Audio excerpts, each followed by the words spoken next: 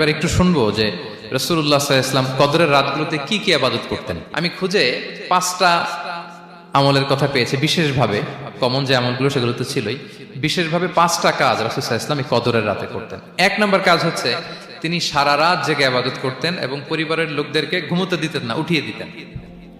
বছরের অন্য কোনো সময়ে সারা রাত জেগে ইবাদত করার কোনো নজির রাসূল সাল্লাল্লাহু আলাইহি ওয়াসাল্লামের জীবনে ছিল না, সব রাতে ঘুমাতেন। আম্মা জান আয়েশা রাদিয়াল্লাহু তাআলা আনহা বলেন, ইদা দাখালাল আশরু আহিয়াল লাইলা ওয়া আইকাযা আহলা ওয়া জাদ্দা ওয়া শাদ্দাল মিজার। রমাদানের শেষ দশক যখন আসতো রাসূল সাল্লাল্লাহু আলাইহি ওয়াসাল্লাম সারা রাত জেগে ইবাদত করতেন, পরিবারের সদস্যদেরকে জাগিয়ে তুলতেন, স্ত্রীদের ঘুমাতে দিতেন না, জাগিয়ে তুলতেন। ফাতেমা রাদিয়াল্লাহু তাআলা আনহার ঘর পাশেই ছিল, তাদেরকে যে জাগাতেন এবং নিজে সারা রাত ইবাদত করতেনই। জাদ্দা ওয়া শাদ্দাল মিজার, খুবই বলিষ্ঠ ভাবে, খুব মজবুত ভাবে কোমরে গামছা বেঁধে নামার একটা এক্সপ্রেশন এখানে দেওয়া হয়েছে। মিজার, ইজহার মানে হচ্ছে বাংলা করলে হয় লুঙ্গি। লুঙ্গি আমরা যখন খুব শক্ত কোনো কাজ করতে যাই তখন তারা কি করে, খুব টাইট করে লুঙ্গিটা বাঁধে। তার মানে বোঝানো হচ্ছে রাসূল সাল্লাল্লাহু আলাইহি ওয়াসাল্লাম কোমরে ভালো করে লুঙ্গি বেঁধে বা গামছা বেঁধে আটগাট বেঁধে নামতেন শেষ 10 দিনের জন্য। এই সময় তিনি মানে কাউকে কেমন যেন চিনতেন না, সবসময় ইবাদতে মগ্ন থাকতেন। এটা আমরা করতে পারি যে শেষ 10 দিনে, আর যেহেতু 3 দিন বাকি, আমরা একটা স্পেশাল প্ল্যান করতে পারি যে আমরা আমাদের সর্বোচ্চটুকু উজাড় করে দিয়ে লাস্ট 10 ডেজ অফ রমাদানের এই বরকত আমরা হাসিল করব, এটা যেন আমাদের মিস না হয়। তাহলে এটা আমরা একটা পেলাম। 2 নাম্বার হচ্ছে ইতিকাফ করা। রাসূলুল্লাহ সাল্লাল্লাহু আলাইহি ওয়াসাল্লাম রমাদানের শেষ 10 দিন ইতিকাফ করতেন। আমাদের আয়েশা রাদিয়াল্লাহু তাআলা আনহা বলেন, কানা ইয়াতাকিফুল আশরাল আওয়াখির মিন রমাদান। রমাদানের শেষ দশকে তিনি ইতিকাফ করতেন হাত্তা তাওয়াফাহুল্লাহ, ওনার ইন্তেকালের আগ পর্যন্ত এই অভ্যাসটাই তিনি জারি রেখেছেন। সুম্মা আতাকাফা আজওয়াজুহু মিন বাদে, তারপরে ওনার স্ত্রীরা ইতিকাফ করেছেন। আরেক বর্ণনায় এসেছে ইয়াতাকিফু কুল্লা রমাদান 10 আইয়াম, প্রতি রমাদানে তিনি 10 দিন ইতিকাফ করেছেন। কিন্তু যেই বছর তিনি ইন্তেকাল করবেন সে বছর তিনি 20 দিন ইতিকাফ করেছিলেন। প্রতি রমাদানে 10 দিন, আর যে বছর ইন্তেকাল করবেন সে বছর কয় দিন? 20 দিন তিনি ইতিকাফ করেছিলেন মসজিদে নববীতে। তাহলে আমরা এই রমাদানের শেষ দশকে এটা করতে পারি। 2 নম্বর পয়েন্ট হচ্ছে ইতিকাফ করা। আমরা যেন ইতিকাফ করার চেষ্টা করি। ইতিকাফ করতে না পারলে শেষ দশকের রাতগুলো যেন মসজিদে কাটানোর চেষ্টা করি, তা না পারলেও বাসায় যেন এই রাতগুলো আমরা মিস না করি। বিশেষ করে সেন্ট্রাল মস্কে তো অসাধারণ পরিবেশ, এটা হাইলি রেকমেন্ডেড। ইফ পসিবল আপনারা আসবেন, এখানে ইবাদতের চমৎকার পরিবেশ থাকে। 3 নাম্বার হচ্ছে রাসূল সাল্লাল্লাহু আলাইহি ওয়াসাল্লাম এবং জিবরাইল আলাইহিস সালাম যৌথভাবে কোরআন রিভিশন করতেন। খুব ইন্টারেস্টিং। সারা বছর যেটা নাজিল হতো রমাদানে জিবরাইল আলাইহিস সালাম রাসূল সাল্লাল্লাহু আলাইহি ওয়াসাল্লামকে শোনাতেন, রাসূল সাল্লাল্লাহু আলাইহি ওয়াসাল্লাম আবার জিবরাইল আলাইহিস সালামকে শোনাতেন। সহিহ বুখারীর বর্ণনা, কানা জিবরিলু ইয়ালকাহু ফি কুল্লি লাইলাতিন মিন রমাদান ফায়ুদারিসুহুল কুরআন। প্রতি রমাদানের প্রতি রাতে এসে রাসূল সাল্লাল্লাহু আলাইহি ওয়াসাল্লামের সাথে কোরআন মুদারাসা করতেন। সহিহ মুসলিমের বর্ণনায়, আন্না জিবরিল কানা ইউআরিদুহু বিল কুরআন কুল্লা আমিন মাররা। প্রতি বছর রমাদানে একবার শোনাতেন বা শুনিয়েছেন, যে বছর তিনি ইন্তেকাল করবেন তিনি 2 বার শুনিয়েছিলেন। আরাদা ইউআরিদু মানে এটা ফ্রম বোথ সাইড। আরবি শব্দটা এমন যে জিবরাইল আলাইহিস সালাম শোনাতেন, এরপর রাসূল সাল্লাল্লাহু আলাইহি ওয়াসাল্লাম জিবরাইল আলাইহিস সালামকে শোনাতেন। কোরআন রিভিশন করা। তো এই শেষ দশকের রাতগুলোতে আমরা যেন বেশি বেশি কোরআন পড়ি। কোরআন তেলাওয়াত, কোরআনিক রিসাইটেশন হতে পারে, কোরআনের অর্থ পড়া হতে পারে, তাদাব্বুরে কোরআন হতে পারে, কোরআনের হালাকায় জয়েন করা হতে পারে। ইন ইটস এনি ফর্ম আমরা যেন কোরআনের সাথে অ্যাটাচমেন্টটা বাড়াই লাস্ট 10 ডেজ অফ রমাদানে। 4 নাম্বার কিয়ামুল লাইল করা। রাসূল সাল্লাল্লাহু আলাইহি ওয়াসাল্লাম কিয়ামুল লাইল করতেন এবং কিয়ামুল লাইল শব্দটাকে রাসূল সাল্লাল্লাহু আলাইহি ওয়াসাল্লাম কদরের সাথে জুড়ে দিয়েছেন। সহিহ বুখারীর বর্ণনায় তিনি বলেছেন, মান কামা লাইলাতাল কদরি ঈমানা ওয়া ইহতিসাবা গুফিরা লাহু মা তাকাদ্দামা মিন যামবি। কদরের রাতে যে কিয়ামুল লাইল করে বিশ্বাস নিয়ে এবং নাজাতের প্রত্যাশা নিয়ে, তার পূর্বের সমস্ত গুনাহ আল্লাহ তাআলা ক্ষমা করে দিবেন।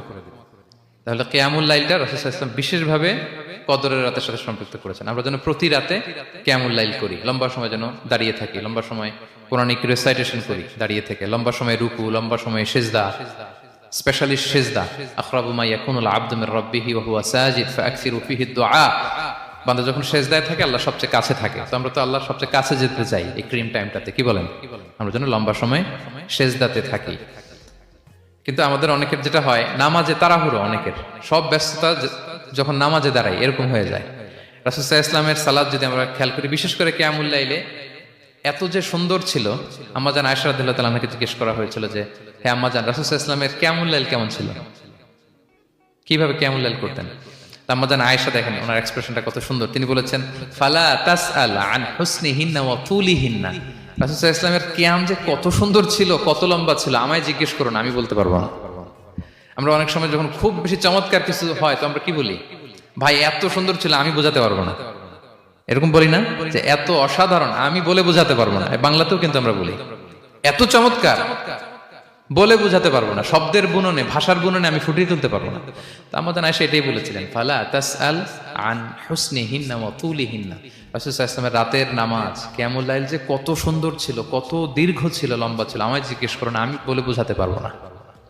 সুবহানাল্লাহি ওয়া বিহামদিহি। আমরা যেন লম্বা সময় কিয়ামুল লাইল করি। আমাদের আয়েশা রাদিয়াল্লাহু তাআলা আনহা আরো বলেন কানা ইয়াকুমু মিনাল লাইলি হাত্তা তাতাফাত্তারা কদামা। এত দীর্ঘ সময় দাঁড়িয়ে থাকতেন, থাকতে থাকতে ওনার পা ফুলে যেত, পা দুটো ফুলে যেত। আপনিও দীর্ঘ সময় দাঁড়িয়ে দেখেন যে পায়ে ঝিম ধরে যাবে, পা ফুলে যাবে, এটা করতেন রাসূল সাল্লাল্লাহু আলাইহি ওয়াসাল্লাম। তো আম্মা জান আয়েশা বলেন ইয়া রাসূলুল্লাহ লিমা তাসনাউ হাযা ওয়া কদ গুফিরা লাকা মা তাকদ্দামা মিন যামবিকা মা তাআখার। আপনি এত কষ্ট কেন সহ্য করেন নিজের দেহের উপরে? আপনার তো আগের পরের সব গুনাহ মাফ। আদত তো রাসূল সাল্লাল্লাহু আলাইহি ওয়াসাল্লামের গুনাহই নেই, তিনি নিষ্পাপ। এত কষ্ট কেন করেন? আপনার আগের পরের সবই তো মাফ করে দেয়া হয়েছে, কেন করেন? রাসূল সাল্লাল্লাহু আলাইহি ওয়াসাল্লাম উত্তর করেছেন আফালা উহিব্বু আন আকুনা আবদান শাকুরা। আয়েশা, আমি কি শুকরগুজার বান্দা হতে পছন্দ করব না? আল্লাহ তাআলা আমাকে তার রহম এবং করমে সব মাফ করে দিয়েছেন, কিন্তু আমি কি শুকরগুজার হব না? আমি কি আমার রোলটা প্লে করব না? আমি কি নিজেকে সঁপে দেব না আল্লাহ তাআলার কাছে জায়নামাজে? তো এটা ছিল সংক্ষেপে রাসূল সাল্লাল্লাহু আলাইহি ওয়াসাল্লামের কিয়ামুল লাইলের ধরন। এভাবে তিনি দীর্ঘ সময় কিয়ামুল লাইল করতেন। আমরা যেন এটা করি। সেন্ট্রাল মস্কে কিয়ামুল লাইল এবছর নিশ্চয়ই হচ্ছে, আমরা যেন অংশগ্রহণ করি। 5 নম্বরে রাসূল সাল্লাল্লাহু আলাইহি ওয়াসাল্লাম দোয়া করতেন। এই কদরের রাতগুলোতে খুব বেশি বেশি দোয়া করতেন। দোয়া নিয়ে আমরা একটা জুমার খুতবা দিয়েছিলাম, সেখানে আমরা বলেছিলাম যে দোয়া হতে হবে খুব আন্তরিক দোয়া, রোবোটিক দোয়া যেন না হয়। আপনার আবেগ, ভালোবাসা, মনের মাধুরী মিশিয়ে, চোখের পানি মিশিয়ে, অশ্রু সিক্ত করে এই দোয়াটা করতে হবে, তাহলে সে দোয়া আল্লাহর কাছে কবুল হবে। আমরা যেন আমাদের ভাব, আবেগ সব ঢেলে দিতে পারি আমাদের দোয়াতে, আমাদের সেজদায়, আমাদের কিয়ামুল লাইলে। এবং যে কোনো ভাষায় কোরআনিক দোয়াগুলো রেকমেন্ডেড, হাদিসের মাসুরগুলো রেকমেন্ডেড। তাছাড়া আপনার নিজের ভাষায় আপনার কি চাওয়া, আপনার কি আকাঙ্ক্ষা, আপনার মনের কষ্ট, যাতনা সবকিছু আপনি আল্লাহ তাআলার কাছে পেশ করুন। এবং আম্মা জান আয়েশা জিজ্ঞেস করেছিলেন ইয়া রাসূলুল্লাহ, আমি যদি কদর পেয়ে যাই আমি কি বলবো এ রাতে? মা আদউ, কি দোয়া করব? রাসূল সাল্লাল্লাহু আলাইহি ওয়াসাল্লাম বললেন তাকুলিন, আয়েশা তুমি বলবে আল্লাহুম্মা ইন্নাকা আফুউন তুহিব্বুল আফওয়া ফাআফু আন্নি। আয়েশা তুমি যদি কদরের রাত পেয়ে যাও এটা বলবে, হে আল্লাহ আপনি ক্ষমাশীল, আল্লাহ আপনি ক্ষমাকে পছন্দ করেন, আল্লাহ তাই আপনি আমায় ক্ষমা করেন। হে আল্লাহ আপনি ক্ষমাশীল, আপনি ক্ষমাকে পছন্দ করেন, আল্লাহ আপনি আমাকে ক্ষমা করেন। এই দোয়াটা আমরা যেন বেশি বেশি করি। আমার সাথে সাথে সবাই একটু পড়ুন মেহেরবানি করে। আল্লাহুম্মা ইন্নাকা আফুউন তুহিব্বুল আফওয়া ফাআফু আন্নি। আল্লাহুম্মা ইন্নাকা আফুউন তুহিব্বুল আফওয়া ফাআফু আন্নি। হে আল্লাহ আপনি ক্ষমাশীল, আপনি ক্ষমা করাকে পছন্দ করেন, আল্লাহ আমাকে ক্ষমা করেন। আমরা আমাদের নিজেদের ভাষায় অনেক দোয়া করতে পারবো, কিন্তু রাসূল সাল্লাল্লাহু আলাইহি ওয়াসাল্লামের শেখানো দোয়াগুলো এটা হচ্ছে মানে very precise in wording but comprehensive in meaning. এটার অর্থ, এটার আবেদন এটা অনেক বেশি। আমি অনেক 10টা-20টা বাক্য বলে এত সুন্দর কথা মিলাতে পারবো না। রাসূল সাল্লাল্লাহু আলাইহি ওয়াসাল্লাম যেটা শিখিয়ে দিয়েছেন, আগে আল্লাহর প্রশংসা করলাম, আল্লাহ আপনি ক্ষমাশীল, আবার প্রশংসা, আল্লাহ আপনি তো ক্ষমা করাকে পছন্দ করেন। যেটা আপনি পছন্দ করেন না ওইটা তো চাচ্ছি না, যেটা আপনার পছন্দ, যেটা আপনি করতে ভালোবাসেন, গাফিরিয যামবি ওয়া কাবিলিত তাওব, আপনি ক্ষমা করাকে পছন্দ করেন, তওবা কবুলকে আপনি পছন্দ করেন, তো সেটাই তো চাচ্ছি আপনার কাছে, আপনি আমার তওবা কবুল করুন, আল্লাহ আপনি আমাকে ক্ষমা করুন। সো এই দোয়াটা প্রত্যেক রাতে যেন আমরা